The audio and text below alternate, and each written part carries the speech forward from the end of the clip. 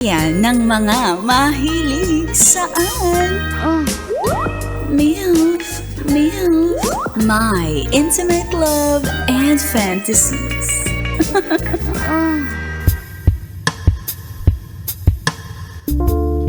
Sa ating episode na pinamagatang Gusto Ko ng Kiss. Kaso ang gusto niya ay umalis. Aww. May kwento ako. Lalaki ako at share ko lang ang intimate love and fantasy ko sa aking ex. Aww! Wala na kami dahil sa nakipaghiwalay na siya sa akin.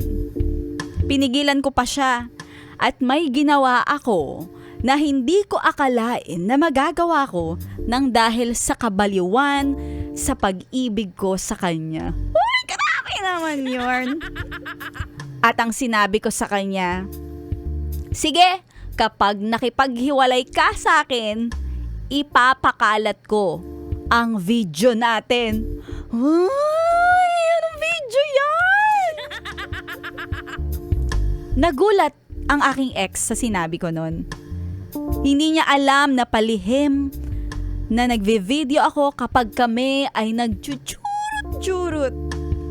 Ang sabi ng ex ko, di lalo mo lang akong binigyan ng rason para layuan kita. At huli na natin itong pagkikita.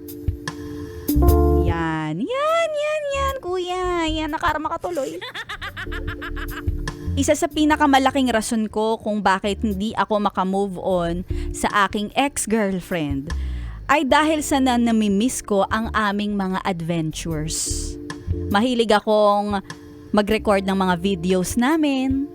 Yung mga happy videos namin at kung saan-saan kami nagpupunta, kahit yung mga konting tawanan lang namin, kahit kumakain kami, gustong-gusto ko na nakikita yung mga ngiti niya at yung reaksyon ng mukha niya. Kaya lalo akong napamahal sa kanya noon. Kapag napapanood ko ito, nakikita ko yung mga panahon na ang saya-saya namin. Hindi na lang nga sana kami naghiwalay. Naiiyak ako at kahit anong pagmamakaawa ang gawin ko sa kanya, ayaw niya na talagang bumalik sa akin. Lalo pa yata niya akong kinamuhian dahil sa pasikreto kong pagvi-video sa aming mga lambingan. Ayaw nga naman, hindi naman maganda talaga yun, di ba? Walang any approval ng iyong partner. Hindi ko naman gagawin na ipahamak siya. At yung mga sinabi ko sa kanya tungkol sa mga pag-frame up ko at pang-blackmail ko sa kanya ay hindi ko gagawin. At yung tungkol sa aming video ay mananatili sa akin lamang.